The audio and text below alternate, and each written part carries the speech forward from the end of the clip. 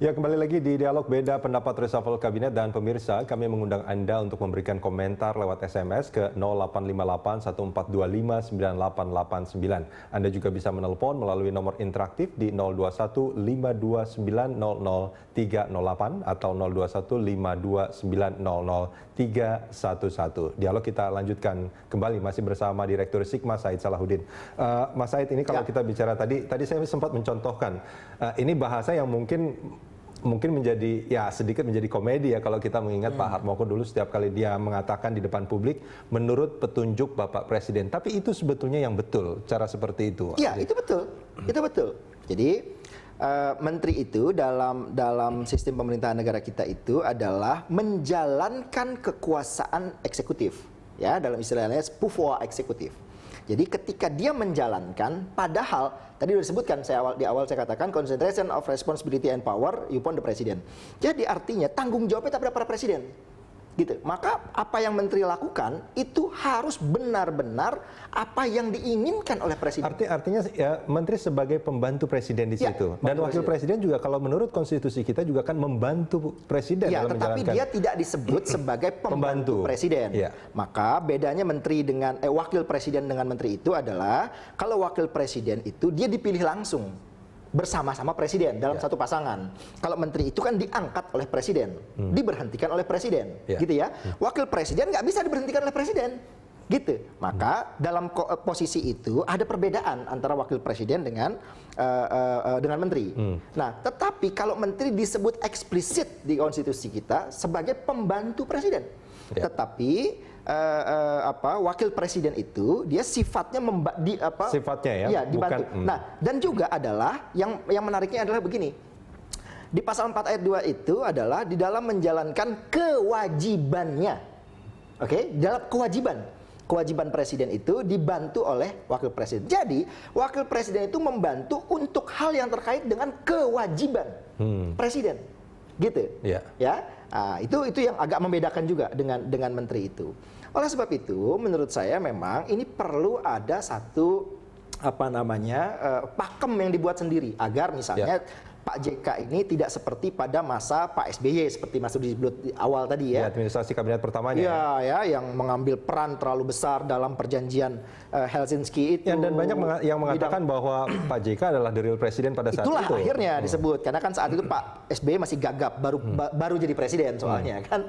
Saat itu dan partai masih kecil gitu ya di 2004 itu. Nah, jadi posisi wakil presiden itu memang harus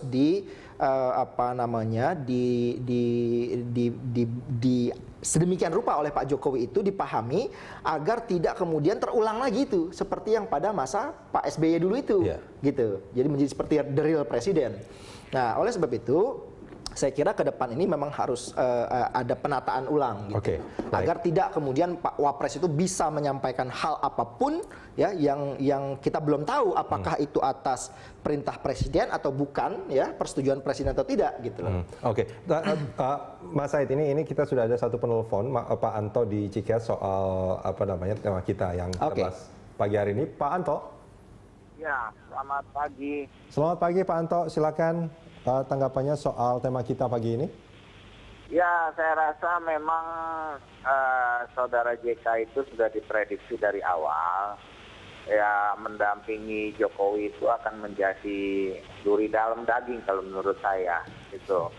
Karena terus terang aja di sini ada semacam seperti ya ingin memperebutkan kekuasaan ya untuk menguasai menteri-menteri.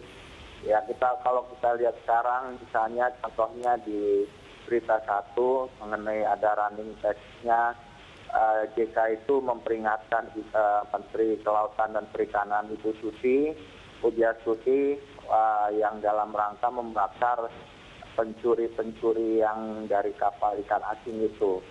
Jadi ini kelihatannya memang sudah ada rencana dualisme kepemimpinan di sini. Yang kita sadari bahwa pada tahun 2009 yang lalu makanya SBY itu tidak mau merekrut saudara Yusuf Kala untuk duduk sebagai wakil presiden. Jadi cukup sekali aja pada tahun 2009 Baik. yang lalu. Dan menurut Pak Anto itulah alasan utamanya ya, karena dikhawatirkan Pak JK akan lebih mengambil peran lebih. Iya, Baik. Pak JK ini sekarang ini kan lagi berkompetisi dengan Seknek dan juga dengan Kepala Staf Presiden. Baik. Pak Anto, terima kasih banyak Pak sudah bergabung bersama kami di Ya, Dialog Pagi. ini udah prediksi dari awal sebenarnya. Baik, ini menarik sebetulnya pernyataan Pak Anto ini yang mengatakan bahwa ini sebetulnya sudah diprediksi dari awal. Iya, saya kira bukan cuma Pak Anto, banyak orang juga sudah mengira begitu ya. Jangan-jangan Pak Jokowi juga sebetulnya sudah mengira itu juga. Saya kira begitu, ya. Tetapi kan kemudian Pak Jokowi merasa lebih pede lah kira-kira untuk tidak terjadi pengulangan seperti pada masa Pak SBY JK 2004. Ya. Karena saat itu, terutama pada saat baru Pilpres itu, Pak Jokowi kan di backup oleh ketua partai dan sebagainya. Pak JK tidak saat itu. Ya. Jadi Pak Jokowi cukup pede. Nah, ternyata dalam praktiknya kita lihat memang benih-benihnya itu itu sudah mulai agak kelihatan juga sekarang. Ya. Gitu. Sehingga memang ini perlu ada satu pola yang dibangun oleh Presiden agar hal yang semacam ini tidak terjadi lagi. Karena ada persoalan juga begini, Mas Rudi, kita ini tidak punya undang-undang kepresidenan. Tidak punya? Nggak punya. Tapi ya oke lah, itu anggaplah itu memang harus dijadikan satu solusi gitu, harus diadakan undang-undang kepresidenan. Tidak harus juga, karena berbeda memang. Di kepresidenan itu, presiden itu sebetulnya, kalau undang-undang kita hanya punya pemilihan presiden dan wakil presiden, pilpres. Tetapi apa yang menjadi kekuasaan pemerintahan negara itu oleh presiden, itu batasan-batasannya diatur oleh konstitusi, langsung oleh konstitusi. Berbeda misal dengan DPR, MPR, DPD gitu ya, DPRD itu kan dibuat dalam undang-undang. Ya, Mas Said, boleh nggak kalau ini pandangan orang awam yang mengatakan bahwa apa yang terjadi saat ini soal reshuffle antara wakil presiden dan presiden itu koordinasinya kurang lancar? Iya, bisa jadi begitu juga, bisa jadi begitu, tetapi itu bukan menjadi alasan untuk kemudian wakil presiden mengambil peran presiden. Baik, Mas, Gitu. kita akan sambung ini di segmen berikut. Oke.